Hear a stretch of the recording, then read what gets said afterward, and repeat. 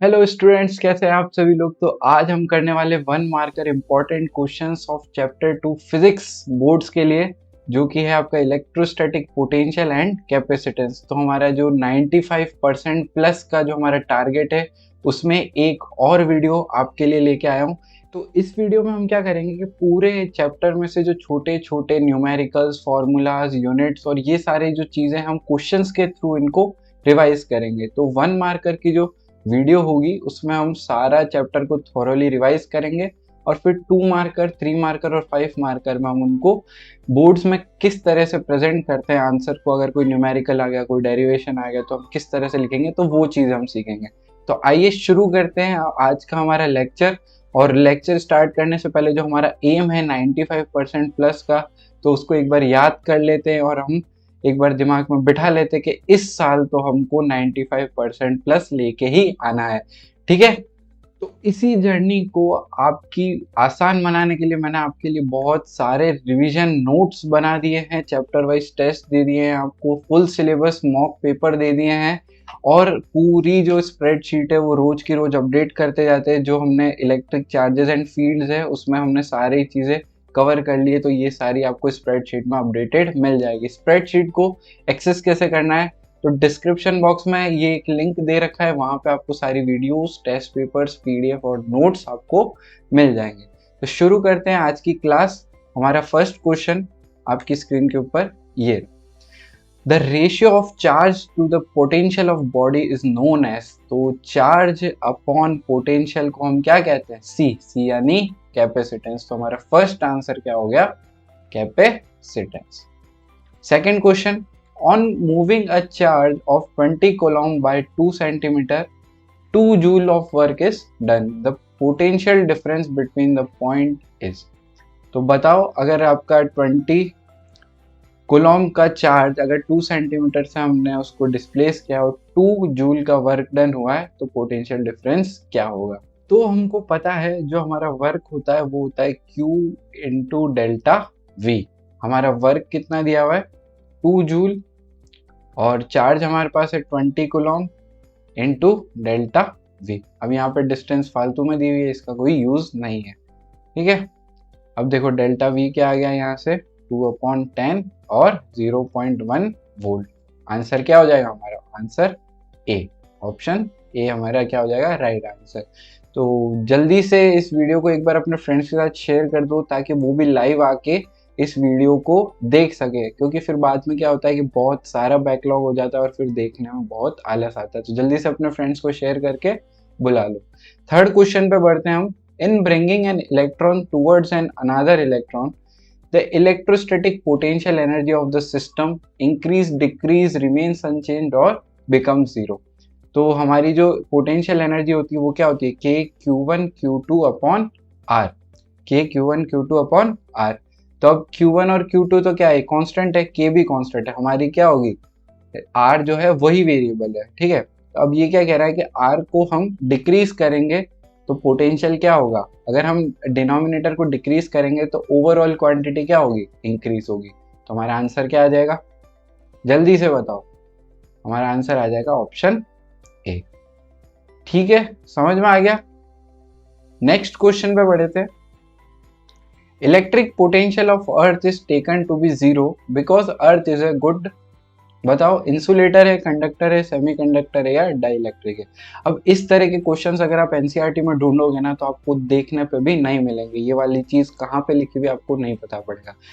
तो electric potential of अर्थ हम zero क्यों लेते हैं, क्योंकि हम कंसिडर करते हैं कि अर्थ क्या है, गुड कंडक्टर ऑफ इलेक्ट्रिसिटी है। यानी आप उसमें से कितना भी चार्ज निकाल लो या कितना भी डाल लो, अर्थ का जो पोटेंशियल रहने वाला है वो जीरो रहने वाला है। तो हमारा आंसर क्या होगा इसका, ऑप्शन बी।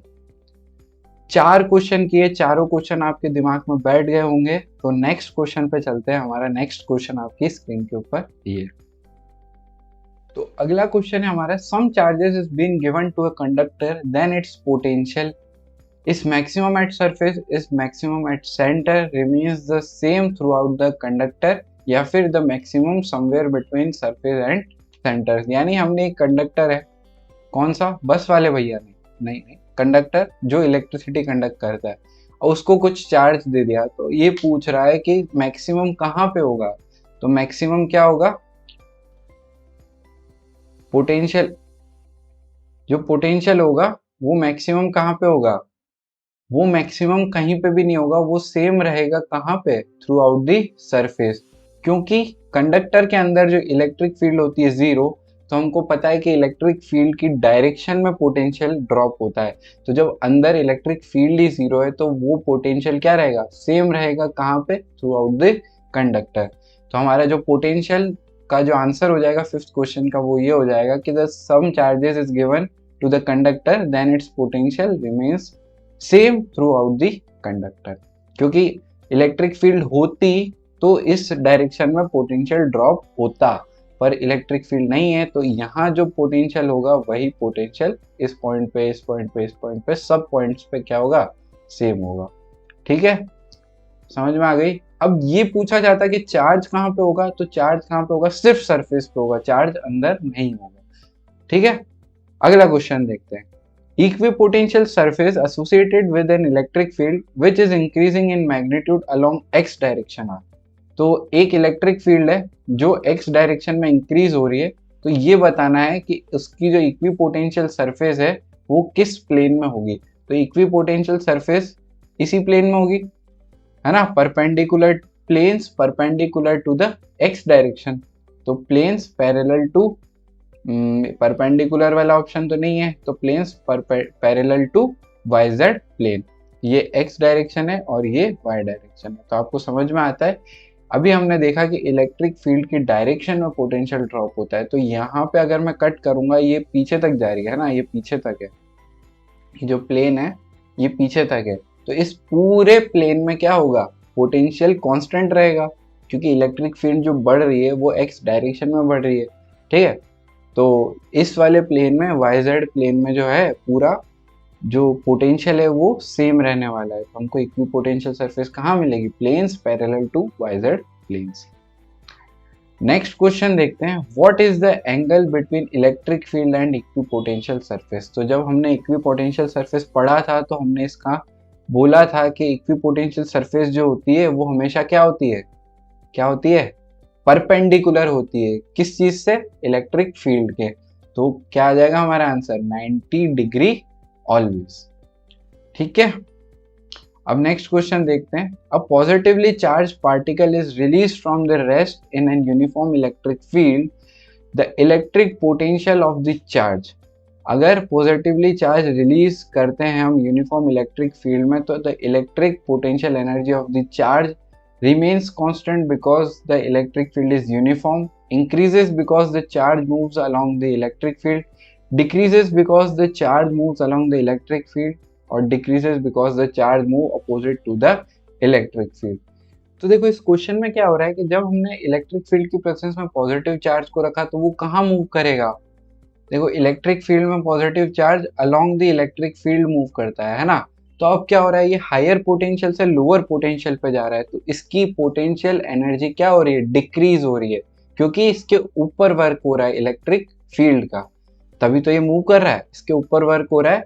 तो जो इलेक्ट्रिक पोटेंशियल एनर्जी होगी वो क्या हो जाएगी, डिक्रीज हो जाएगी। तो हमारा आंसर क्या हो जाएगा, option c, decreases because the charge moves along the electric field. देखो आप ऐसे भी देख सकते थे कि the charge moves along the electric field और अपोजिट। अब ये दोनों ऑप्शन दे दिए तो दोनों में से एक तो होना ही था। तो हमारे को ये पता है कि जो पॉजिटिव चार्ज है वो इलेक्ट्रिक फील्ड के साथ जाता है, तो आप ऐसे भी देख सकते थे क्या कि ये ऑप्शन सी होना चाहिए। पर ये वाली ट्रिक तभी लगानी है जब आपने ये कंसेप्ट बिल्कुल ना पढ़ा हो, और ऐसी तिगड़म सिर्फ तभी लगाए जब आपको मार्क करना है और आपको कुछ समझ नहीं आ रहा है, तो ऑप्शन एलिमिनेट करने का ये तरीका है। पर ऐसा नहीं हो जाए कि आप पढ़ भी रहे हैं और फिर भी आप ऐसी तिगड़म लगा के आ रहे हैं, तो वो गलत बात है। ठीक है, समझ में आ गया कि वर्क डन जो होगा इलेक्ट्रिक फील्ड की वजह से पॉजिटिव चार्ज पे होगा और वो हायर पोटेंशियल से लोअर पोटेंशियल पे चला जाएगा, तो वो क्या हो जाएगी, उसकी पोटेंशियल एनर्जी क्या हो जाएगी, डिक्रीज हो जाएगी। ठीक है, समझ में आ गई बात। नेक्स्ट क्वेश्चन पे चलते हैं। नेक्स्ट क्वेश्चन ये रहा, figure shows some equipotential lines distributed in space, a charged object is moved from point A to point B अब आपको एक चार्ज है वो यहाँ पॉइंट ए से पॉइंट बी पे मूव कर रहा है, यहाँ पे भी पॉइंट ए से पॉइंट बी पे, पॉइंट ए से पॉइंट बी पे। अब क्या पूछा है, the work done in figure 1 is greatest. अब देखो वर्क डन क्या होता है, वर्क डन होता है Q डेल्टा V, ठीक है। तो फर्स्ट वाले केस में Q तो सेम है सब में, और डेल्टा V कितना है, फर्स्ट वाले केस में 20, सेकेंड वाले केस में भी कितना है 20, और थर्ड वाले केस में भी कितना है 20। तो वर्क डन तीनों केसेस में क्या आएगा, क्या आएगा, इक्वल आएगा। तो हमारा ऑप्शन क्या मैच होगा, the work done is same in figure 1, 2, 3। Option c is the right answer, ठीक है। अगर आपको ये वाला फॉर्मूला नहीं आता था तो एक पेपर पे सारे जो फॉर्मूलाज या यूनिट्स जो है अगर आपको लगता है कि आप भूल जाते हो या फिर आपको याद नहीं रहती है तो वो लिखते चलो, तो ये आपके क्या हो जाएंगे, रिवीजन नोट्स भी बन जाएंगे साथ के साथ, ठीक है। नेक्स्ट क्वेश्चन पे चलते हैं। The electrostatic potential on the surface of a charge conducting sphere is 100 volts. Two statements are made in this regard. At any point inside the sphere, electric intensity is 0. तो हमने बात की थी किसी भी कंडक्टर के अंदर क्या होती है, इलेक्ट्रिक फील्ड क्या होती है, 0 होती है, ठीक है। तो यहाँ पे क्या चार्ज कंडक्टिंग स्फीयर है, तो ये क्या हो जाएगा, स्फीयर ही है कंडक्टिंग, तो इसके अंदर की इलेक्ट्रिक फील्ड क्या हो जाएगी, 0, ठीक है। तो फर्स्ट केस तो क्या हो गया, राइट हो गया। सेकंड केस क्या है, at any point inside the sphere the electrostatic potential is 100। तो इसकी सरफेस पे 100 वोल्ट दे रखा है हमको कि चार्ज इलेक्ट्रोस्टैटिक पोटेंशियल कितना है सरफेस पे 100। अब हमने देखा था कि जो इलेक्ट्रिक फील्ड है अंदर 0 है, तो इलेक्ट्रिक फील्ड की डायरेक्शन में पोटेंशियल ड्रॉप होता है। तो इलेक्ट्रिक फील्ड की डायरेक्शन तब होगी जब इलेक्ट्रिक फील्ड होगी, और पोटेंशियल ड्रॉप तब होगा या चेंज तब होगा जब वो इलेक्ट्रिक फील्ड की प्रेजेंस में होगा। तो कंडक्टर के अंदर क्या रहेगा, पोटेंशियल 100 वोल्ट ही रहेगा। तो हमारा आंसर क्या हो जाएगा, S1 is true but S1 is false, ये नहीं होगा, दोनों ट्रू है। तो S1 is true and S2 is also true, so S1 is the cause of S2, यानी जो फर्स्ट है वही तो कॉज है सेकेंड का। सही बात है, अगर इलेक्ट्रिक फील्ड 0 है अंदर तभी तो पोटेंशियल ड्रॉप है वो हो नहीं रहा है। समझ में आ गया 10th क्वेश्चन, ठीक है। अगर ये चीज आपको नहीं पता थी तो आप नोट कर सकते हो, वीडियो को पॉज कर लो, 2 मिनट नोट कर लो साइड में कि कंडक्टर के अंदर इलेक्ट्रिक फील्ड क्या होती है, 0 होती है।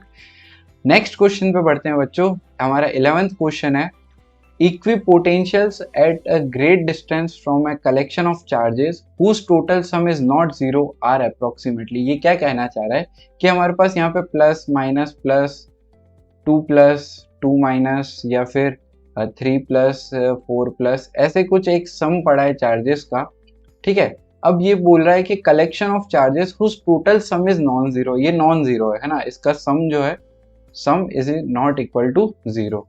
अब एट ए ग्रेट डिस्टेंस यानी बहुत दूर जाके कहीं इन्फिनिटी पे इसकी जो इक्विपोटेंशियल सरफेस होगी वो क्या होगी। अब इस चार्ज के बीच में अगर मान लो कि 100 सेंटीमीटर की भी डिस्टेंस है, पर इन्फिनिटी पे डिस्टेंस क्या हो जाएगी, बहुत ज़्यादा हो जाएगी।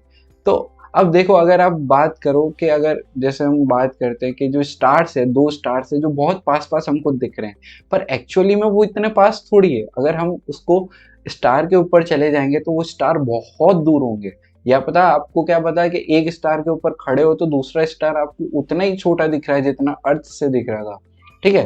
तो एट ए डिस्टेंस यानी बहुत बड़ी डिस्टेंस पे वो बहुत पास पास हो सकते हैं।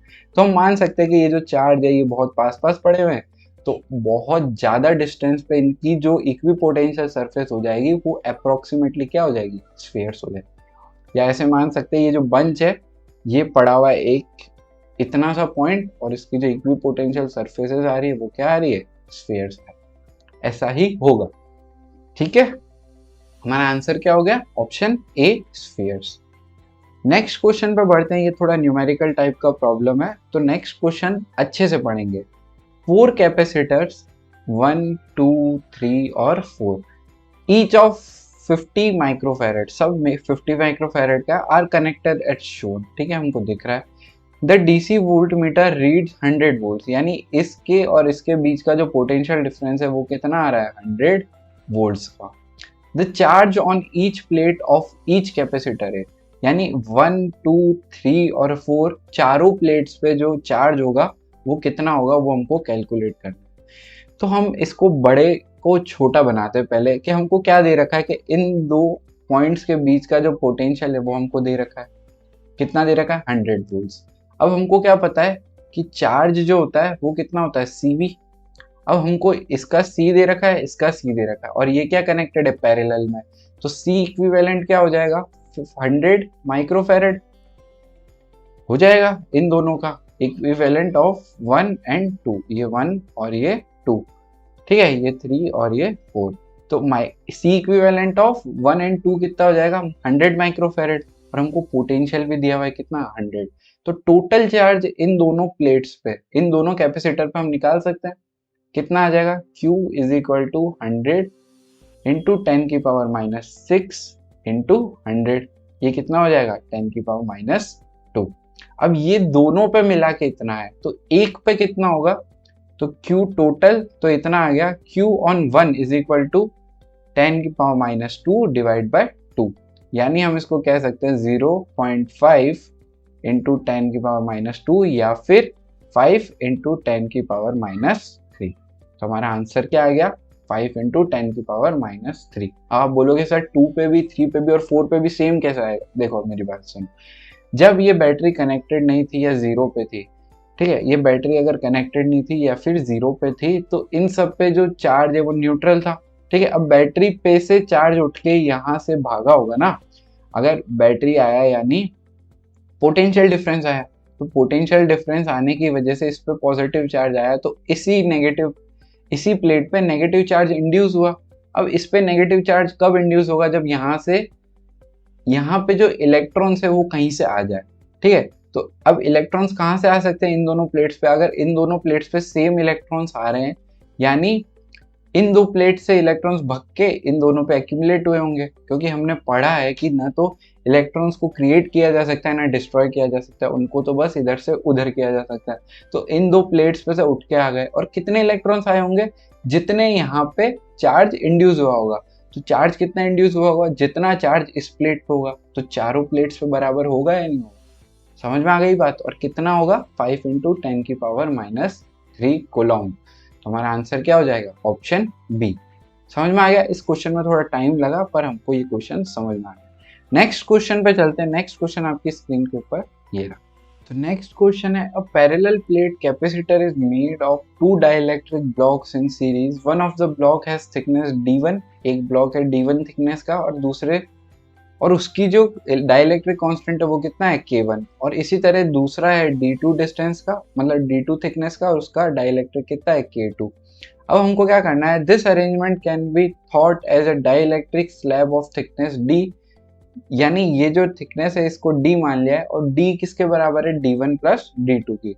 तो the effective dielectric constant K is, तो इफेक्टिव डाइलेक्ट्रिक कांस्टेंट दोनों प्लेट्स के बीच में कितना होगा, तो इसमें क्या होगा series.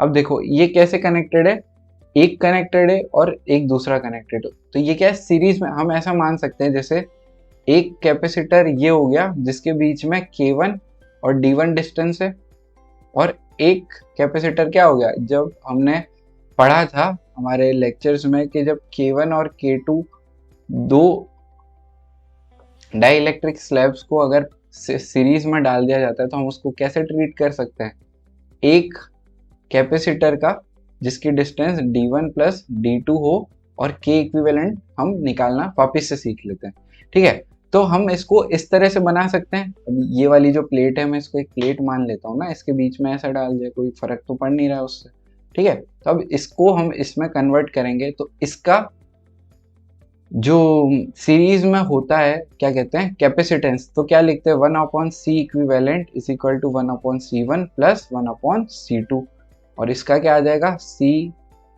Is equal to K equivalent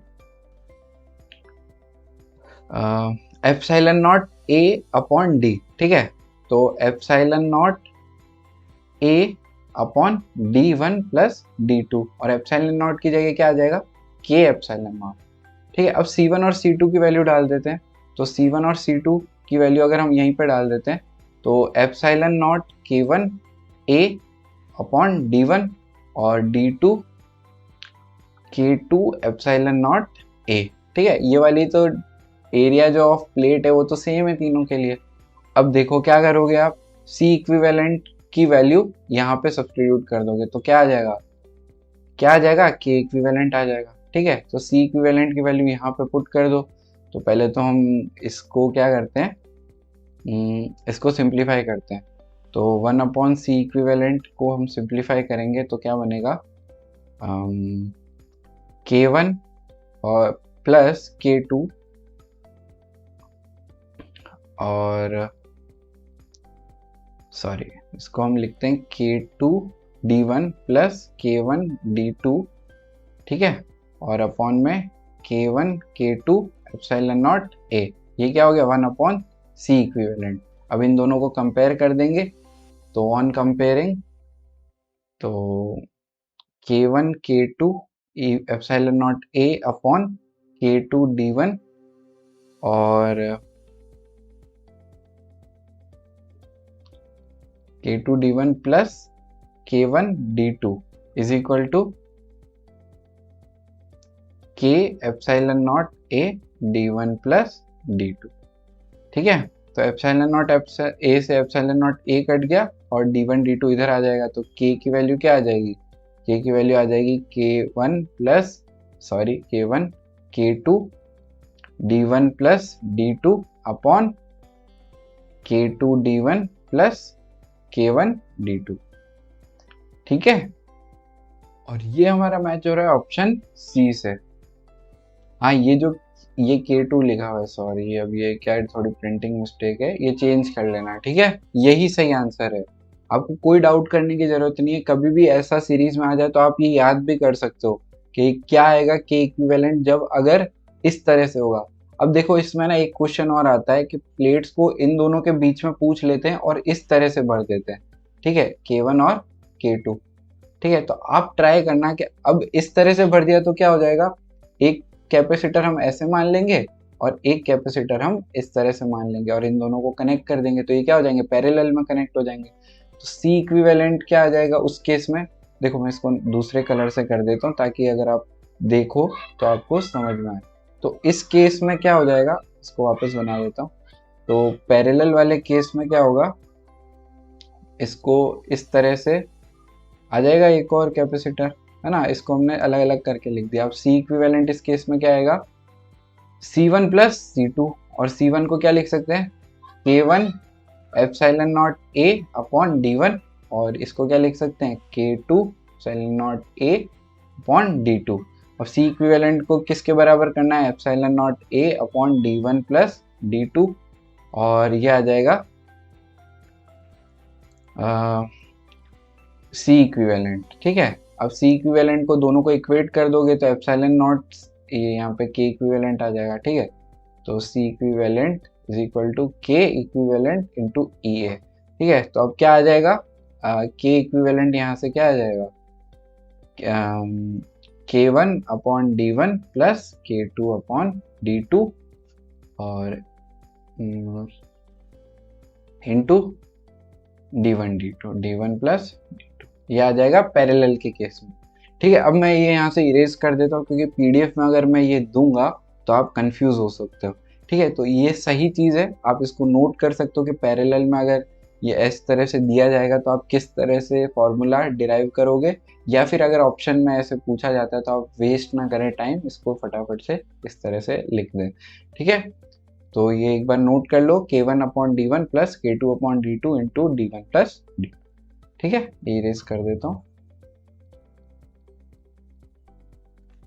चलो नेक्स्ट क्वेश्चन देखते हैं, इक्विपोटेंशियल सरफेसेस। अब इक्विपोटेंशियल सरफेसेस में इसमें क्या पूछ लिया, उसकी प्रॉपर्टीज पूछ लिए। तो are closer in the region of the larger electric field compare to the lower electric field. तो सही बात है, अगर इलेक्ट्रिक फील्ड कॉम्पैक्ट होगी यानी इस तरह से कुछ इलेक्ट्रिक फील्ड होगी तो यहाँ पे इक्विपोटेंशियल सरफेसेस जो है वो क्या होगी, क्लोज होगी, जबकि यहाँ पे क्या होगी, दूर दूर होगी। ठीक है, तो इस तरह से फर्स्ट वाला पॉइंट हमारा सही है। सेकंड वाला देखते हैं, क्योंकि यहाँ पे ऑल ऑफ द अबाव का ऑप्शन है तो हम सेकंड वाला भी ऑप्शन चेक करते हैं। Will be more crowded near the sharp edges of the conductor. तो बिल्कुल सही बात है, हमने जब लेक्चर इसके पढ़े थे तो हमने जो देखा था कि ये जो पोटेंशियल सरफेस है ये क्या है, मोर क्राउडेड है, यानी इस पे चार्ज बहुत ज्यादा एक्यूमुलेट हो रहा है, जो कि शार्प एजेस है, जहाँ पे शार्प एज है कंडक्टर की। ठीक है, थर्ड केस हो जाता है, अब ए और बी हो गए तो सी भी होना ही पड़ेगा, तभी तो डी वाला ऑप्शन हमारा सही होगा, क्योंकि दो ऑप्शन तो हो नहीं सकते। Will be more crowded near the regions of large charge density, तो ये उल्टी बात कह रहा है, बी और सी वाइस वर्सा ही है एक दूसरे के, तो ये वाली चीज भी सही हो जाती है और हमारा आंसर क्या हो जाता है, ऑप्शन डी। अब देखो, more crowded near sharp edges होगा तो वो इक्विपोटेंशियल सरफेस होगा, और equipotential surface will be more crowded near the regions of large charge density, एक ही बात है। ठीक है, एक दूसरे का उल्टा है, अगर ये होगा तो ये भी होगा, ये होगा तो ये भी होना ही पड़ेगा। अब a इक्वल टू बी है तो b इक्वल टू a तो हो गई ना। ठीक है, चलो नेक्स्ट क्वेश्चन पे बढ़ते हैं हम। A 2 microfarad capacitor is charged to 200 volt and then battery is disconnected. When it is connected to a parallel another uncharged capacitor, the potential difference between the both is 40 volts. The capacitance of the other capacitor is. तो क्या हुआ है कि जब एक 200 volt पे इसको charge किया था तो इस पे कुछ चार्ज एक्यूमुलेट हो गया, उसके बाद बैटरी को डिस्कनेक्ट कर दिया, फिर क्या किया, दूसरे कैपेसिटर से कनेक्ट कर दिया, और फिर दोनों पे जो पोटेंशियल है वो क्या आ गया, 40 वोल्ट्स। तो कैपेसिटेंस ऑफ अनदर कैपेसिटर हमको निकालना है। ठीक है, तो मान लेते हैं ये 2 माइक्रोफेरेड का था, इसको हमने चार्ज कर दिया 200 वोल्ट्स पे, 2 माइक्रोफेरेड, तो इस पे चार्ज कितना आ गया, इसको एफ बना लो, इस पे चार्ज कितना आ गया, 2 इंटू 200 इंटू 10 की पावर -6, यानी 4 इंटू 10 की पावर -4। ठीक है, इतना चार्ज आ गया। अब क्या किया, इसको दूसरे कैपेसिटर से कनेक्ट कर दिया, तो दूसरे कैपेसिटर से कनेक्ट करने पे क्या होगा, अब अगर मैं इसको चार्ज कंजर्वेशन से इसकी इक्वेशन लिखूं तो C1 प्लस C2V कॉमन, यानी चार्ज जो फाइनल है is equal to C1V1 plus C2V2, यानी चार्ज इनिशियल जितना था किस पे, C1 वाले कैपेसिटर पे, और चार्ज जो इनिशियल था C2 वाले कैपेसिटर पे, तो इनिशियल कितना था इस पे, तो 0, और इस पे कितना था 400, 2 इंटू देखो, अब मैं इसको निकाल लेते हैं माइक्रोफेरेड में। ठीक है, तो माइक्रो कूलम में ये चार्ज आ गया, या फिर ऐसे लिख दो 4 इंटू 10 पावर -4। अब V कॉमन कितना है 40, और ये कितना है 2 इंटू 10 पावर -6 प्लस C2।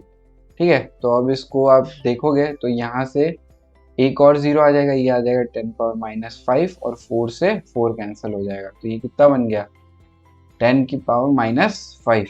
अब क्या करोगे, C2 is equal to 10 into 10 की पावर -6 माइनस 2 इंटू 10 की पावर -6, इस तरह से लिख सकते हैं हम। ठीक है, तो C2 की वैल्यू कितनी आ जाएगी, 8 इंटू 10 की पावर -6, या फिर 8 माइक्रोफेरेड। ठीक बात, समझ में आया? नहीं समझ में आया तो एक बार कैलकुलेशन चेक कर लेना। बाकी हमने ये क्या किया है, ये क्या किया है, चार्ज कंजर्वेशन, यहाँ लिख देता हूँ, चार्ज कंजर्वेशन। ठीक है, ये चार्ज कंजर्वेशन लगाया और हमने आंसर निकाल दिया। चलो, तो इसका क्या आंसर आ जाएगा, option C, 8 microfarad. Next question देखते हैं। 2 identical metal plates separated by distance d from a parallel plate capacitor, a metal sheet of thickness d/2 is inserted between the plates. The ratio of capacitance after the insertion of the sheet to the before insertion is. तो इसमें क्या हो रहा है कि एक capacitor के बीच में एक मेटल की शीट डाल दी है, कितने डिस्टेंस की, d/2 की। अब मेटल की शीट का जो k होता है वो क्या होता है, k क्या होता है उसका, इनफाइनाइट होता है। ठीक है, तो k इनफाइनाइट होता है, तो अब आप जो फॉर्मूला मैंने बताया है k इक्विवेलेंट का, उससे आप क्या निकालोगे, C इक्विवेलेंट निकालना, और उसका आंसर क्या आ जाएगा, उसका आंसर आ जाएगा आपका ऑप्शन बी। तो ये निकाल के देखना, आंसर आ जाएगा। सेम क्वेश्चन है, एक प्रैक्टिस क्वेश्चन समझ के आप खुद सॉल्व करना। अब नेक्स्ट क्वेश्चन है, N identical capacitors joined in parallel are charged to a common potential V. The battery is disconnected. Now the capacitors are separated and joined in the series. For the new combination, the energy of potential difference both will remain unchanged. Energy will remain same. Potential difference will become NV, energy and potential both will becomes n times और energy will become n times the potential difference will remains v। तो इसका answer क्या होगा मैं आपको बताता हूँ, एक बार आप सोचो। तो अब ये केस क्या है, आपने अगर सोचा होगा तो ये केस क्या है कि इस तरह से पहले इनिशियली जो कैपेसिटर्स थे वो इस तरह से कनेक्टेड थे, ठीक है। अब क्या कर दिया, इनको एक सीरीज में जोड़ दिया, ठीक है। तो अब क्या होगा, इन सब के बीच में पोटेंशियल डिफरेंस कितना है v, ठीक है। तो आपको समझ में आ रही है बात कि v, तो इन दोनों पॉइंट्स के बीच में कितना पोटेंशियल डिफरेंस हो जाएगा, n v। अब इनिशियल जो एनर्जी थी स्टोर्ड थी इन सारे कैपेसिटर्स में वो कितनी थी, एन सी। देखो टोटल जो एनर्जी होती है, एनर्जी का फॉर्मूला क्या होता है, सी वी स्क्वायर बाय 2, ठीक है। तो हाफ सी वी स्क्वायर होता है, तो कितनी थी हाफ, और ये कैपेसिटर्स कितने थे टोटल एन सी, ठीक है, और वी स्क्वायर। अब कितने हो गए, अब एनर्जी कितनी हो जाएगी, तो देखो एनर्जी कितनी हो जाएगी, हाफ सी बाय एन। सी बाय एन क्यों किया, बोलो, क्योंकि इसका जो टोटल पहले देखो, अगर इसका टोटल इक्विवेलेंट कैपेसिटेंस कितना था, पैरेलल में था, तो क्या करते हैं हम उसको सीरीज में ऐड कर देते हैं, तो ये एनसी आ गया था, ठीक है। अब क्या आ गया, ये सीरीज में आ गया तो पैरेलल वाला फॉर्मूला लगेगा, ठीक है। तो one by C equivalent is equal to 1/c plus 1/c plus 1/c करेंगे n टाइम्स, तो ये क्या हो जाएगा, n बाय सी, और c इक्विवेलेंट कितना हो जाएगा, c बाय n। तो ये गया हाफ c और v स्क्वायर, तो v न्यू कितना है, nv, तो nv का होल स्क्वायर, ठीक बात है। अब देखो, अब ये किसके बराबर आ गया है, अब ये किसके बराबर आ गया है, तो अब ये वाला जो ये फाइनल है और ये इनिशियल है, ठीक है। तो अब इसमें क्या, इसको सॉल्व करेंगे तो ये क्या बन रहा है, half C N V square, ठीक है। एन से एन कैंसिल हो जाएगा, एक स्क्वायर, ठीक है। तो ये क्या आ गया, ये तो इनिशियल वाला ही आ गया, यानी जो पोटेंशियल है वो तो बढ़ रहा है, एन टाइम्स हो रहा है, पर जो एनर्जी है वो कांस्टेंट रह रही है। तो हमारा ऑप्शन क्या आ जाएगा, the energy will remain same, the potential difference will become N times of V, ठीक है। तो ऑप्शन बी हमारा क्या हो जाएगा, सही आंसर हो जाएगा। देखो इस क्वेश्चन में कुछ था नहीं ऐसा, बस थोड़ा सा आपको दिमाग लगाना था और आपको ऑप्शन फाइंड करना था, ठीक है। नेक्स्ट क्वेश्चन पे बढ़ते हैं बच्चों। नेक्स्ट क्वेश्चन है, the capacitance of capacitor becomes 7/6 times of original value if a dielectric slab of thickness this is introduced between the plates where d is the separation between the plates, the dielectric constant of slab is, ठीक है। अब dielectric constant क्या आ गया, final वाला, तो हमने formula देख लिया, K equivalent is equal to capacitance कितना अच्छा ये तो कैपेसिटेंस चेंज हो गई, तो कैपेसिटर हमको फाइंड करना है, तो के इक्विवेलेंट हमने लिख दिया, ठीक है, और K1 K2 D1 plus D2, ठीक है, और ये क्या आ जाएगा अपॉन में K2 D1, ठीक है। तो K2 कितना हो जाएगा, K2 हमको फाइंड करना है, K2 इंटू D1 यानी D/3 प्लस K1 D2। हमने फॉर्मूला देखा था ना, K1 कितना है, K1 तो 1 है, इंटू 2D/3। अब हमको एक चीज और दे रखी है कि capacitance of this becomes this, ठीक है। तो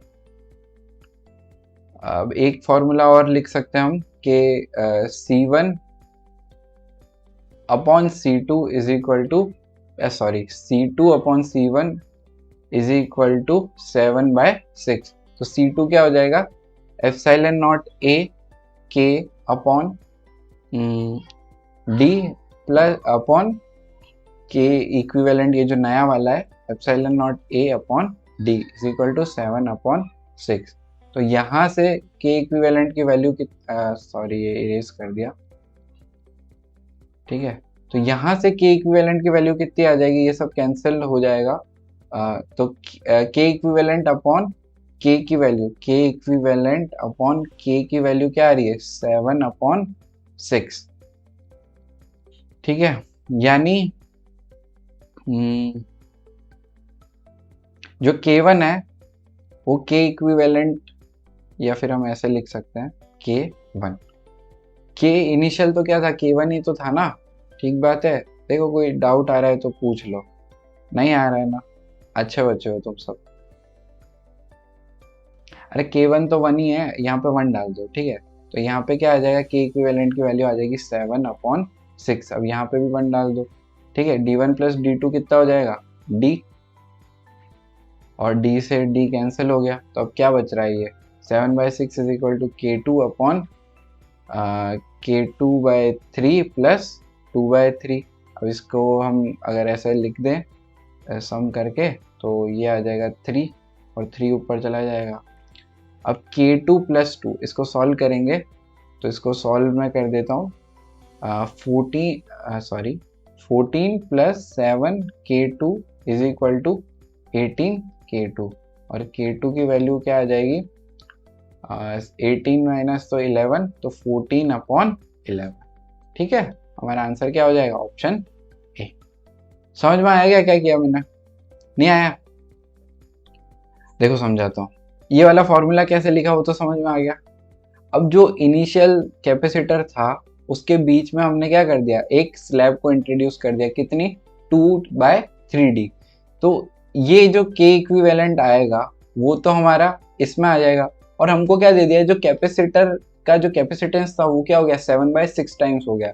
तो C2 को हम कैसे लिखेंगे, के equivalent epsilon naught A upon D। अब के इक्विवेलेंट तो यहाँ से लिख सकते हैं, के इक्विवेलेंट यहाँ से निकाल के हम इसमें पुट करते हैं, पर हमको क्या दे रखा है, C2/C1 की वैल्यू दे रखी है। ठीक है, तो एप्सिलॉन नॉट अपॉन D, इसका रेशियो ले लिया तो हमारे पास क्या आ गया। अब यहाँ पे जो K1 था, यही तो K1 था ना, जो हमारे पास जिसमें इंसर्ट किया वो तो K1 था। तो K1 की वैल्यू क्या थी, 1 थी, क्योंकि उसके बीच में क्या था, वैक्यूम था।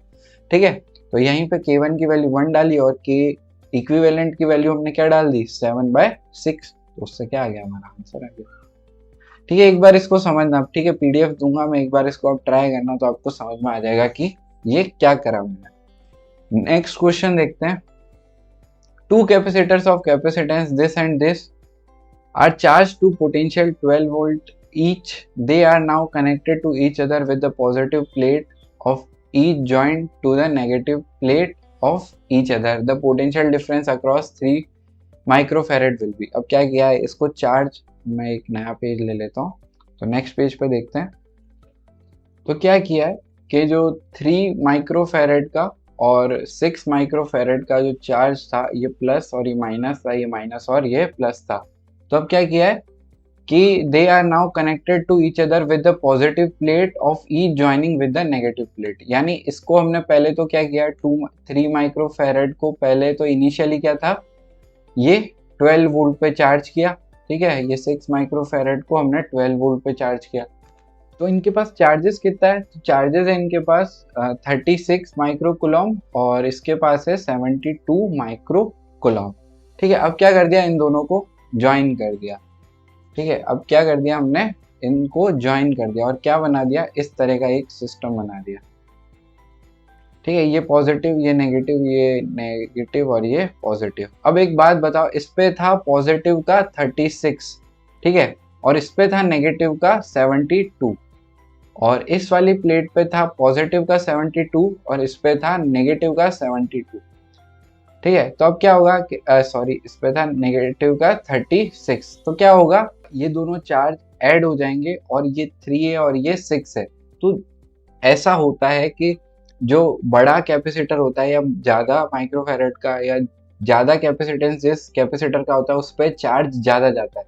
तो हमने जब बात की थी, तो हमने देखा था कि जिस रेशियो में कैपेसिटर का कैपेसिटेंस होता है, उसी में चार्ज बढ़ जाता है। तो इस वाली साइड पे कितना चार्ज आ जाएगा, तो 72 माइनस 36 डिवाइडेड बाय, इस प्लेट पे निकालना है। ठीक है, तो डिवाइडेड बाय 3 प्लस 6 इंटू 3। ठीक है, तो कितना आ जाएगा ये, 36 डिवाइडेड बाय 9 इंटू 3। तो 36 डिवाइड करेंगे 9 से, तो 4 इंटू 3, ये कितना आ गया, 12 माइक्रोकुलम। 12 माइक्रोकुलम। अब फाइनल देखें तो हम इस तरह से बनेगा, तो प्लस 12 माइक्रोकुलम इस वाले पे आ जाएगा, और प्लस 24 माइक्रोकुलम इस वाले कैपेसिटर पे आ जाएगा। इसी तरह यहाँ पे माइनस 12 माइक्रोकुलम आ जाएगा, और यहाँ पे -24 माइक्रोकूलम आ जाएगा। ठीक है, अब इस पे क्या निकालना है हमको, पोटेंशियल निकालना है। तो Q is equal to C V होता है, तो Q कितना है 12 और C कितना है 3, तो V कितना आ जाएगा हमारे पास 4 volts. V is equal to 4 volts, हमारा ऑप्शन क्या हो जाएगा, ऑप्शन डी। नेक्स्ट क्वेश्चन पे चलते हैं। The plates of parallel plate capacitor are 4 centimeter apart. The first plate is 300 volts and the second place it at 100 volts. The voltage at 3 centimeter from the second plate is, यानी क्या कह रहा है कि एक प्लेट है, उसका एक तो है 300 वोल्ट पे, एक है -100 वोल्ट पे। तो अब 3 सेंटीमीटर फ्रॉम दिस प्लेट, यानी दिस वाली प्लेट पे, तो इसका पोटेंशियल यहाँ से हमको इस वाली प्लेट ये देखो, ये टोटल कितना है 4 सेंटीमीटर, और इस वाली प्लेट से 3 सेंटीमीटर पे हमको निकालना है। तो इसका टोटल पोटेंशियल डिफरेंस कितना है 400, यानी ये हर एक सेंटीमीटर पे 100 वोल्ट गिरता जा रहा है। ठीक है, तो यहाँ से 100 वोल्ट गिरेगा तो कितने पे पहुंचेगा, 200 वोल्ट पे। तो हमारा आंसर क्या हो जाएगा, ऑप्शन ए 200 वोल्ट। ठीक बात है, नेक्स्ट क्वेश्चन देखते हैं। The potential of a charge spherical conductor of radius r is equal to, radius r is 10 volt. The potential at the point from r/2 from its center will be 10 ohm. क्यों, अभी हमने इतनी देर से बात कर रहे हैं कि जो पोटेंशियल डिफरेंस है कब गिरेगा, जब अंदर इलेक्ट्रिक फील्ड होगी, पर स्फेरिकल कंडक्टर में तो अंदर इलेक्ट्रिक फील्ड होती ही नहीं है। तो आंसर क्या आ जाएगा, 10 वोल्ट। ठीक बात है, नेक्स्ट क्वेश्चन पे चलते हैं। तो नेक्स्ट क्वेश्चन है, proton has a mass of 1840 times of mass of electron. ठीक है, the proton is accelerated from rest by potential difference of 1 volt, what is its kinetic energy. तो kinetic energy is equal to work होती है, और work is equal to Q delta V होता है। तो delta we कितना है 1 volt और क्यू कितना है 1। तो प्रोटॉन का जो चार्ज है वो क्या होगा, चार्ज ऑफ इलेक्ट्रॉन के बराबर होगा, पर क्या होता है, अपोजिट होता है। ठीक है, पॉजिटिव में होता है। तो काइनेटिक एनर्जी क्या होगी उसकी, Q इंटू डेल्टा वी, और Q कितना है हमारे पास 1 इलेक्ट्रॉन और V कितना है 1, तो ये कितना हो जाएगा 1 इलेक्ट्रॉन वोल्ट। ठीक है, कोई दिक्कत वाली बात नहीं है। नेक्स्ट क्वेश्चन देखते हैं। When charge is supplied to the conductor, its potential depends upon। तो चार्ज अगर हम किसी कंडक्टर को देते हैं तो उसका पोटेंशियल किस पे डिफाइन होता है, द अमाउंट ऑफ चार्ज, कितना चार्ज हमने दिया है तो उस पर पोटेंशियल डिपेंड करता है। और दूसरा क्या है, geometry and size of the conductor. अगर इस तरह से हमने एक स्फीयर लिया है तो इसका पोटेंशियल क्या होता है KQ/R, है ना, KQ/R। तो वो किस पे डिपेंड कर रहा है, चार्ज पे भी डिपेंड कर रहा है और R पे, यानी उसकी ज्योमेट्री पे या साइज पे भी डिपेंड कर रहा है। तो आंसर क्या हो जाएगा, option C. A dipole is placed parallel to the electric field if work done in rotating a dipole from 0 to 60. If W is the work done in rotating the dipole from 0 to 60, then work done in rotating it from 0 to 180. तो work done का formula मुझे पता है कि आपको नहीं पता होगा, तो मैं ये बता देता हूँ, PE cos θ1 minus cos θ2। cos θ1 क्या है, इनिशियल, और cos θ2 क्या है, फाइनल। तो हमको 0 से 60 पे दिया हुआ है, यानी PE वर्क इनिशियल हमको दिया हुआ है 0 से 60। 0 पे कितना होता है 1 और 60 पे कितना होता है cos 1/2। तो PE/2 ये कितना दिया हुआ है हमको, W के बराबर। तो हमको निकालना है W final is equal to PE cos θ1 कितना है 0 से 180। तो 0 पे कितना होता है 1 और माइनस 180 पे कितना -1। तो कितना हो गया ये, is equal to work final, तो वर्क इनिशियल कितना है PE/2। इसको हम क्या लिख सकते हैं इस इक्वेशन को, PE/2 is equal to W। तो ये कितना है 2PE, तो 2PE कितना हो जाएगा 4W। ठीक बात है, हमारा आंसर क्या आ गया, ऑप्शन सी। ठीक है, ये वाला फॉर्मूला लिख लेना, work done on dipole if it is in uniform electric field. ठीक है, अब थोड़ा सा फास्ट जा रहा हूँ क्योंकि बहुत सारे क्वेश्चंस बचे हुए हैं और हमारे पास टाइम भी लिमिटेड है ना। 2-3 घंटे की वीडियो मैं आपको नहीं देना चाह रहा हूँ। जल्दी जल्दी बता रहा हूँ, अगर आपको कोई डाउट आता है तो आप मेरे से पूछ सकते हो, टेलीग्राम ग्रुप पे पूछ सकते हो, कमेंट सेक्शन में पूछ सकते हो, या फिर आप मुझे टेलीग्राम पे पर्सनली मैसेज करके भी पूछ सकते हो कि भैया इसमें डाउट रह गया था तो आप क्लियर कर दो, तो आपका डाउट क्लियर कर देंगे। ठीक है, नेक्स्ट क्वेश्चन देखते हैं। A charge Q is supplied to the metallic conductor, which of the following statement is correct? तो electric field inside it is same on the surface, नहीं, इलेक्ट्रिक फील्ड अंदर zero होती है और सरफेस पे तो इलेक्ट्रिक फील्ड होती है। Electric potential inside is zero, नहीं यार, इलेक्ट्रिक फील्ड जीरो होती है, इलेक्ट्रिक पोटेंशियल तो जीरो नहीं होता है, कांस्टेंट होता है अंदर। Electric potential on the surface is zero, तो ये भी गलत बात है। तो ये तीन गलत बात होगी, तो ये ऑब्वियसली सही बात होगी। तो electric potential inside is constant, तो option D is the right answer. ठीक है, नेक्स्ट क्वेश्चन पे चलते हैं। Work done to bring a unit positive charge unaccelerated from infinity to point inside electric field is called.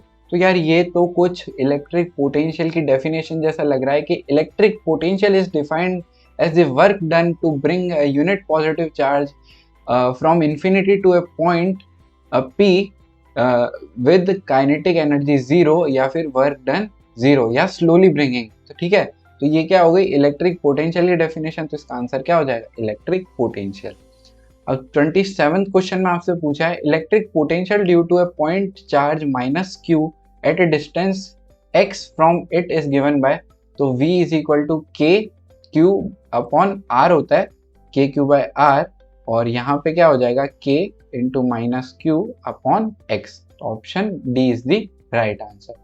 28th question कह रहा है electric field is always parallel to the equipotential. अरे यार ये तो क्वेश्चन हमने पहले ही कर लिया, ये क्या होती है perpendicular to the equipotential surface. ठीक बात है, तीनों क्वेश्चन समझ में आ गए ना, बहुत ज्यादा डिफिकल्ट क्वेश्चन नहीं है, बहुत बेसिक से क्वेश्चन है। नेक्स्ट क्वेश्चन देखते हैं। तो नेक्स्ट क्वेश्चन है electric potential due to electric dipole at an axial point distance r from a dipole is related to R S. तो पोटेंशियल हमारी डाइपोल मूवमेंट में कैसे, डाइपोल में कैसे डिवाइड होती है, के क्यू अपॉन आर स्क्वायर। तो हम यहाँ से देख सकते हैं कि r की पावर -2 होगा, तो ये रिलेटेड है r से इस तरह से। ठीक है, अब positive charge q dash is moved around another positive charge q। एक q चार्ज है, यहाँ पे बना लेते हैं, एक q चार्ज है, एक q डैश चार्ज है। अब क्या कर रहे हैं, इसको रोटेट कर रहे हैं सर्कुलर पाथ में। ठीक है, if the radius of circular path is r, यानी इस r डिस्टेंस पे हम इसको रोटेट कर रहे हैं। आगे क्या पूछा है, the work done on charge q dash in making one complete revolution है। अरे देखो, एक बात तो ये है कि इसकी जो इक्विपोटेंशियल सरफेस है वो भी स्फेयर आएगी, तो एक हम ऐसा मान सकते हैं, एक इसकी इक्विपोटेंशियल सरफेस r डिस्टेंस पे भी आएगी। अब वर्क डन क्या होता है q डेल्टा v। अब ये इक्विपोटेंशियल सरफेस में डेल्टा v कितना होता है, जीरो, तो वर्क डन कितना हो जाएगा जीरो। समझ में आई बात, क्या बोला मैंने? नहीं समझ में आई तो एक बार रिवाइंड कर लो, वापस से सुन लो। ठीक है, the electric potential at a point in an electric field has a unit of Newton meter upon coulomb। ठीक है, ऑप्शन बी इसका राइट आंसर है। अगर आपको याद नहीं रहती यूनिट तो आप इसको नोट करके रख सकते हो।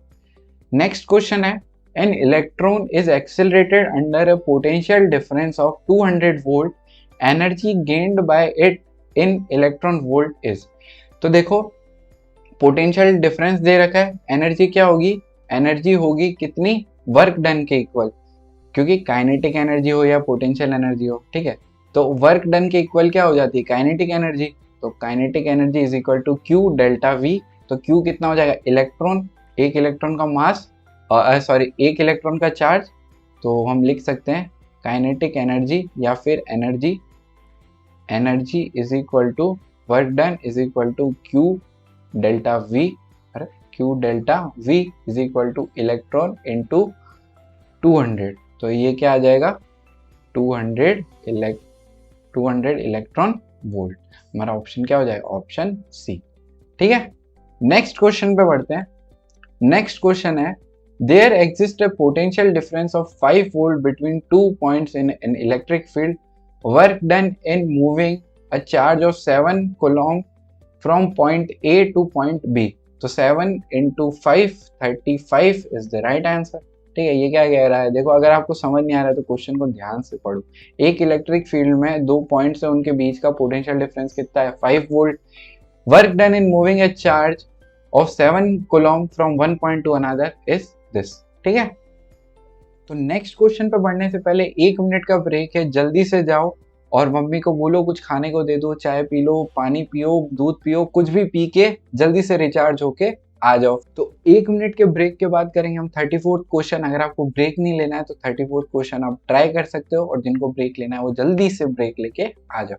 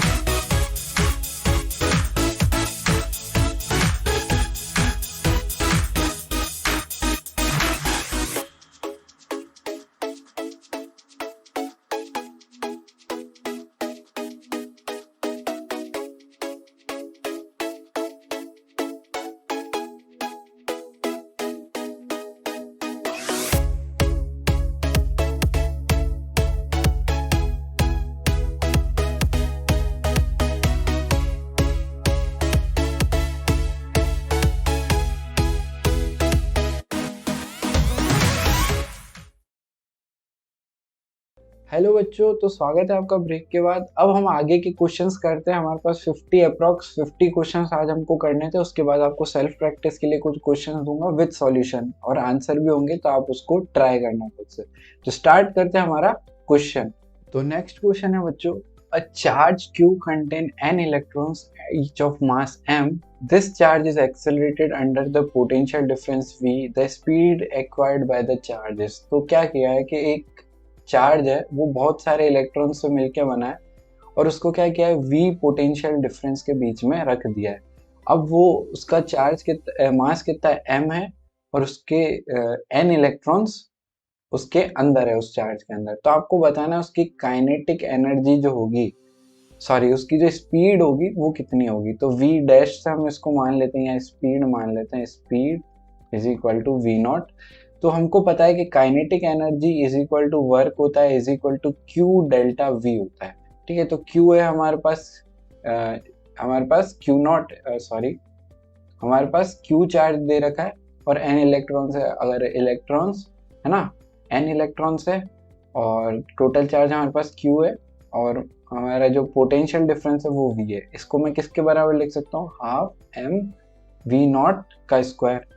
तो यहाँ से V नॉट स्क्वायर की वैल्यू क्या आ जाएगी, QV 2QV अपॉन m, और V नॉट की वैल्यू क्या आ जाएगी, under root 2QV upon m। हमारा ऑप्शन कौन सा आ जाएगा, ऑप्शन बी। अगले क्वेश्चन पे बढ़ते हैं बच्चों। A test charge Q naught is brought from infinity along the perpendicular bisector of electric dipole. The work done on Q naught by electric field of dipole is. ठीक है, तो electric dipole में आपको पता है कि जो परपेंडिकुलर बाइसेक्टर पे जो पोटेंशियल होता है वो कितना होता है, 0। V कितना होता है, 0। तो Q डेल्टा V कितना हो जाएगा, 0। हमारा आंसर क्या आ जाएगा, 0। ठीक है, सही बात है। नेक्स्ट क्वेश्चन पढ़ते हैं, अच्छा क्वेश्चन है next. If 1000 droplets each of charge Q and radius R are combined to form a big drop, then the potential of big drop as compared to the small drop is. तो next page पे हम इसका solution करते हैं। अब इसमें क्या दिया है, एक स्मॉल ड्रॉप है, चार्ज कितना उसका Q, और रेडियस है उसकी R। अब ये सारी स्मॉल स्मॉल ड्रॉपलेट्स मिलके क्या बना रही है, एक बिग ड्रॉपलेट बना रही है। ठीक है, जिसका चार्ज आप बता सकते हो कितना होगा, 1000 Q। ठीक है, कितनी 1000 ड्रॉपलेट्स है। ठीक है, और R कितनी हो जाएगी, तो R हम निकाल लेते किससे, मास कंजर्वेशन से। तो हम क्या लिखेंगे, 4/3 pi R cube is equal to 4/3 pi R cube. 1000 आ जाएगा यहाँ पे, तो R कितना आ जाएगा, 10R। ठीक है, तो R कितना आ गया हमारे पास, 10 आर। अब हमको क्या निकालना है, पोटेंशियल। तो V is equal to K Q upon are. तो K हमारे पास आ जाएगा K, और Q आ जाएगा हमारे पास 1000, और R आ जाएगा हमारे पास 10R। ये तो हो गया V डैश। अब स्मॉल v, ये V डैश है इसका, और V इसका क्या आ जाएगा, K Q अपॉन R। अब हमको क्या निकालना था, as compare to small droplet. तो हम V डैश अपॉन V की वैल्यू हमको फाइंड करनी थी, है ना। V डैश अपॉन V की वैल्यू तो क्या आ जाएगा, 1000 K अपॉन 10R अपॉन K Q, 1000 Q आएगा यहाँ पे, है ना, 1000 Q अपॉन R। तो ये कैंसिल हो गया सब, और ये Q यहाँ पे कैंसिल हो गया, और V डैश अपॉन V कितना आ गया, 100। हमारा आंसर क्या आ जाएगा, B 100 टाइम्स। ठीक है, नेक्स्ट क्वेश्चन पे बढ़ता है। तो नेक्स्ट क्वेश्चन है आपका, the diagrams below show the regions of equipotential. तो इन दोनों के बीच में कितना डिफरेंस है, 40 का, है ना। अब इसमें क्या पूछा है, वर्क डन निकालना है आपको। तो वर्क डन क्या होता है, work done is equal to Q delta V. अब ये इक्विपोटेंशियल सरफेस है, और ए से बी तक सभी में क्या है, 30-30 का डिफरेंस है। तो क्या आ जाएगा आंसर, वर्क डन 30 क्यू पहले के लिए, सेकंड के लिए भी यही आ जाएगा, थर्ड के लिए भी यही आ जाएगा, और फोर्थ के लिए भी यही आ जाएगा। ठीक है, तो हमारा आंसर क्या हो जाएगा, in all the 4 cases the work done is same. ठीक है, तो वर्क डन क्या है, चारों केसेस में सेम है। नेक्स्ट क्वेश्चन पे बढ़ते हैं। Capacitor is a device used to store charge, नहीं। Electrostatic energy, may be. Electric field, नहीं। देखो, कैपेसिटर एक डिवाइस होता है, वो क्या करता है, दोनों प्लेट्स पे उसके ऊपर चार्ज एक्यूमुलेट होता है, चार्ज को स्टोर नहीं करता है वो। जैसे इस पे पॉजिटिव चार्ज है, इस पे नेगेटिव नेगेटिव एक्यूमुलेट होगा, और इसकी वजह से एक इलेक्ट्रिक फील्ड आएगी, पर वो स्टोर क्या करेगा, इलेक्ट्रोस्टैटिक एनर्जी। ठीक है, तो चार्ज और इलेक्ट्रिक फील्ड में इसका आंसर क्या आएगा, option B, electrostatic energy. Next question पे बढ़ते हैं बच्चों। यूनिट ऑफ कैपेसिटेंस, तो यूनिट ऑफ कैपेसिटेंस क्या होगी, वोल्ट, नहीं, ये तो यूनिट होती है पोटेंशियल की, ये होती है चार्ज की। ओम किसकी होती है, रेजिस्टर की, रेजिस्टर। और फेरेड होती है हमारी कैपेसिटेंस। हमारा आंसर क्या हो जाएगा, ऑप्शन डी।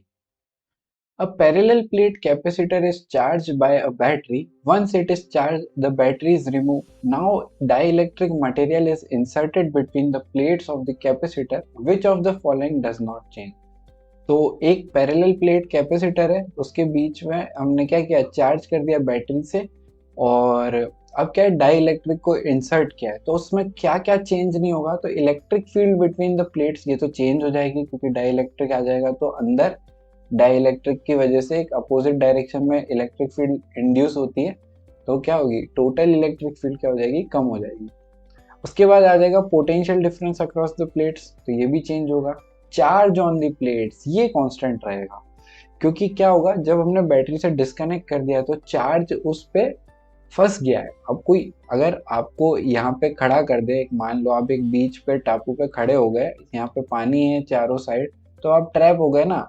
अब आपके ऊपर कितनी धूप पड़ रही हो, सर्दी पड़ रही हो, आप इस यहाँ से भाग थोड़ी सकते हो। ठीक है, आप यहाँ से भाग नहीं सकते हो। तो ये वही चीज हो गई है किसके साथ, कैपेसिटर के चार्ज के साथ, और वो भाग नहीं सकता है। ठीक है, A parallel plate capacitor C has a charge Q. Actual charges on the plates are. तो देखो हमारे, हम कहते हैं कि इसके ऊपर Q चार्ज है, तो एक्चुअल चार्ज कितना होता है, दोनों प्लेट पे Q होता है और एक प्लेट पे माइनस Q होता है। यानी अगर टोटल चार्ज हमको बताया हुआ है, तो वो चार्ज का मैग्नीट्यूड दिया हुआ है, हर प्लेट पे कितना मैग्नीट्यूड का चार्ज है। अपोजिट एंड इक्वल होते हैं, और दोनों अलग अलग प्लेट्स पे होते हैं। चलो, ये बात समझ में आ गई। तो अब कुछ ही क्वेश्चंस बचे हैं, नेक्स्ट क्वेश्चन पे बढ़ते हैं हम। नेक्स्ट क्वेश्चन ये रहा, 3 capacitors of capacitance 1 microfarad, 2 microfarad और 3 microfarad are connected in the series and the potential difference of 11 volt is applied across the combination, then the potential difference across the plates of 1 microfarad, इसको मान लेते हैं 1 है, ये 2 है और ये 3 है। अब क्या कहा है, इसको सीरीज में हमने कनेक्ट कर दिया, और इस तीनों के अक्रॉस जो पोटेंशियल डिफरेंस है वो कितना है 11 वोल्ट्स का। अब आपको बताना है कि 1 माइक्रोफैरेड की कैपेसिटर के अक्रॉस पोटेंशियल डिफरेंस कितना होगा। तो सी इक्विवेलेंट निकाल लेते हैं इसका। सी इक्विवेलेंट आ जाएगा 1/1 प्लस 1/2 प्लस 1/3।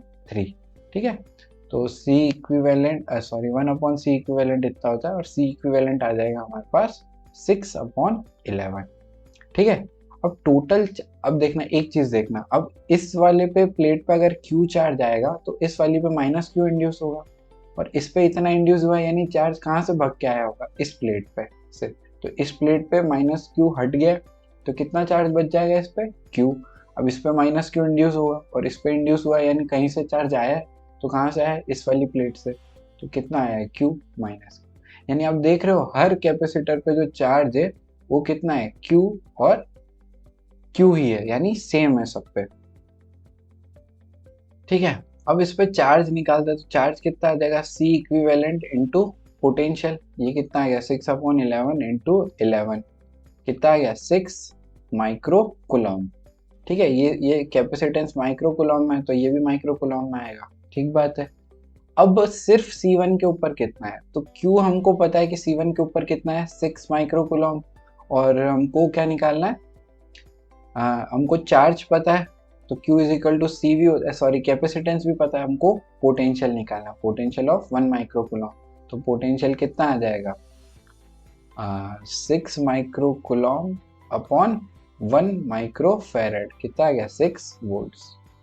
ठीक है, हमारा आंसर कितना आ गया 6 वोल्ट्स। नेक्स्ट क्वेश्चन पे बढ़ते हैं बच्चों। On reducing potential across a capacitor, its capacitance decreases, increases, remains constant और first increases then decreases। तो ये रहता है remain constant, क्योंकि अभी जो पिछला क्वेश्चन हमने किया ना वो और ये क्वेश्चन में अंतर है, उसमें बैटरी से कनेक्टेड था, इसमें बैटरी से कनेक्टेड नहीं है। ठीक है, तो रिड्यूसिंग करेंगे, हम रिड्यूस करेंगे पोटेंशियल को तो कैपेसिटेंस क्या हो जाएगा, सेम ही रहेगा। इसमें क्या होगा, चार्ज कम ज़्यादा हो सकता है। ठीक है, चलो नेक्स्ट क्वेश्चन देखते हैं। A charge Q is supplied to metallic conductor. Which of the following is correct? More in case of sphere, more in case of cube, same in both cases, information incomplete। तो more क्या, which of the following is correct? तो more क्या, हमको information ही नहीं, हमको क्या पूछा है वही सही से नहीं बताया, तो हम क्या लिख देंगे, information incomplete। ठीक है, इस क्वेश्चन में थोड़ी कुछ मिस्टेक है तो हम information incomplete चलते हैं। ठीक है, नेक्स्ट क्वेश्चन पे बढ़ते हैं बच्चों।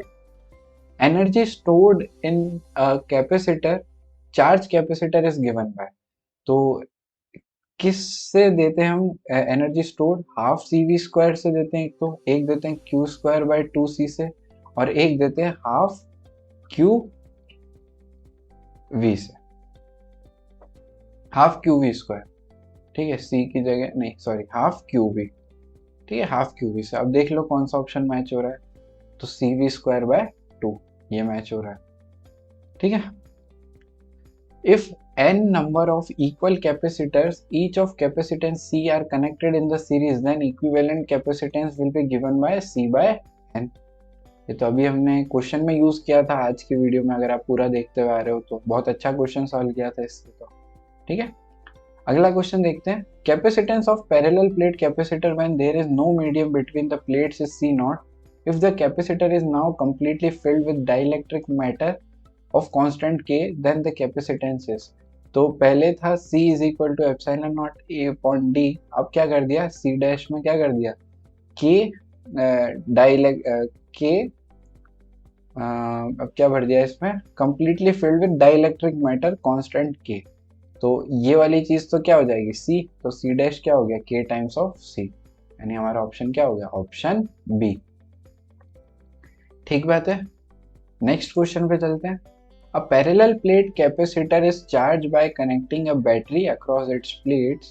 If the battery remains connected and the dielectric material is inserted in between the plates of the capacitor, then potential difference across the capacitor increases, electric field remains same, capacitance increases। इस case में क्या होगा, capacitance जो है वो बढ़ जाएगा। क्यों, क्योंकि बैटरी कनेक्टेड है। ठीक है, अभी जो 2-3 क्वेश्चन किए ना उनको अच्छे से करना, और इसमें क्या पूछा है वो ध्यान से पढ़ना। ये तीनों एक जैसे क्वेश्चंस थे, मतलब लगभग सिमिलर थे, और इनमें कुछ कुछ छोटी छोटी चीज थी, उससे बहुत ज्यादा फर्क पड़ रहा है। ठीक है, नेक्स्ट क्वेश्चन पे बढ़ते हैं। और ये आज के लास्ट 3 क्वेश्चन है, इसके बाद आपको सेल्फ प्रैक्टिस क्वेश्चन दूंगा जिनके सॉल्यूशन और आंसर दोनों प्रोवाइड करूंगा, तो आप खुद से ट्राई करना। और कुछ नहीं आता है तो आप मुझसे पूछ सकते हो। कहाँ पे पूछोगे? टेलीग्राम ग्रुप पे पूछ लेना या पर्सनल मैसेज कर सकते हो। टेलीग्राम ग्रुप क्या है, हम नए हैं भैया, हमको नहीं पता है, कोई बात नहीं, नहीं पता है तो अभी मैं आपको यूजर नेम, क्यूआर कोड और लिंक तीनों चीज बताऊंगा कि आपको कैसे एक्सेस करनी है और कैसे ज्वाइन करना है। The capacitance of spherical conductor of radius 10 meter is, capacitance of spherical capacitor spherical conductor. तो स्फेरिकल कंडक्टर की क्या होती है? 4 पाई एप्सिलॉन नॉट आर। ठीक है, अब इसमें क्या करेंगे, इसमें वैल्यूज डाल दो। ठीक है, आर की वैल्यू है 10 और 4 पाई एप्सिलॉन नॉट, ये तो पता ही नहीं। अरे पता है, 1/4 पाई एप्सिलॉन नॉट की वैल्यू पता है, 9 इंटू 10 की पावर 9। तो 4 पाई एप्सिलॉन नॉट की क्या हो जाएगी? 1/9 इंटू 10 की पावर 9 इंटू 10। तो सी कितना आ गया हमारा? सी आ गया 1/9 इंटू 10 की पावर 8, ऑप्शन डी। ठीक है, 4 capacitors each of capacitance 0.5 microfarad are connected in parallel. The resultant capacitance of the combination, resultant क्या हो जाएगा? 2 microfarad। ठीक है, नेक्स्ट क्वेश्चन देखते हैं। 3 capacitors each of capacitance 1 microfarad are connected in series. The resultant of capacitance of the combination is 1/3 microfarad। इसमें क्या होता है? NF और इसमें क्या होता है? सॉरी, NC और इसमें क्या होता है? C/N। ठीक है, ये तो बहुत इजी क्वेश्चन थे, इससे तो बहुत अच्छे अच्छे क्वेश्चन हमने किए थे। ठीक है, तो आज की वीडियो के लिए इतना ही। अब आपके लिए कुछ सेल्फ प्रैक्टिस क्वेश्चन है, इनको आप ट्राई करो, इनके सॉल्यूशन और आंसर मैं आपको प्रोवाइड कर दूंगा। और सक्सीडमी की सारी वीडियोस, टेस्ट पेपर्स, पीडीएफ और नोट्स, जैसा मैंने आपको पहले बताया कि वो कहाँ पे मिल जाएगी, आपको इस लिंक में मिल जाएगी, और ये लिंक आपको डिस्क्रिप्शन बॉक्स में मिल जाएगा। तो आप जल्दी से एक्सेस करना। उसमें खोलोगे तो इस तरह की शीट्स दिखेगी आपको फिजिक्स के बोर्ड्स वाले सेक्शन पे जाना है। वहाँ पे आपके लिए मैंने चैप्टर वाइज टेस्ट पेपर्स और सैम्पल पेपर्स, रिवीजन नोट्स और सारी वीडियोस और उसकी पीडीएफ एक ही जगह पे दे दी है। ठीक है, और अगर आप चाहो तो जेईई और नीट की वीडियोस और मटेरियल भी आपको यहाँ पे मिल जाएगा। तो इस वीडियो के लिए इतना ही। मिशन 95% प्लस अपने फ्रेंड्स को भी समझा दो कि यार इस बार तो हम फिजिक्स में 95% प्लस लाने ही वाले हैं, उसके लिए बहुत अच्छी मेहनत कर रहे हैं। भैया भी बहुत सारा मटेरियल प्रोवाइड कर चुके हैं, तो उनको सॉल्व करते हैं और हम इस मिशन से ज्वाइन होते हैं। ठीक है, टेलीग्राम चैनल और ग्रुप जो बच्चे नए हैं उनको बता देता हूँ कि ये यूज़र नेम है, आप टेलीग्राम पर सर्च करोगे तो आपको मिल जाएगा, या फिर इस क्यूआर कोड को अपने फ़ोन से स्कैन कर दो तो भी आप ज्वाइन हो सकते हो। और लिंक जो है डिस्क्रिप्शन बॉक्स में मिल जाएंगे, तो डायरेक्ट वहाँ से ज्वाइन होना चाहो तो भी हो सकते हो। इस वीडियो को आप जल्दी से अपने फ्रेंड्स के साथ शेयर कर दो और बता दो कि हाँ, यहाँ पे तैयारी शुरू हो गई है बोर्ड्स की, अब बहुत कम टाइम रह गया है। तो अपने क्लास ग्रुप्स में, कोचिंग के ग्रुप में या ट्यूशन के ग्रुप में, व्हाट्सएप, टेलीग्राम, इंस्टाग्राम, जहाँ पे भी हो आप, वीडियो अच्छा लगे तो शेयर कर दो और लाइक कर दो। और अगर चैनल को सब्सक्राइब नहीं कर रखा है तो सब्सक्राइब करके रख लेना, क्योंकि ऐसे ही बहुत सारे वीडियोस मैं आपके लिए अपलोड करता रहूँगा। तो इस वीडियो के लिए इतना ही, मिलते हैं नेक्स्ट वीडियो में 2 मार्कर इंपॉर्टेंट क्वेश्चन, 3 मार्कर और 5 मार्कर क्वेश्चंस की सीरीज के साथ। आज के लिए इतना ही, मिलते हैं नेक्स्ट वीडियो में। Thanks for watching.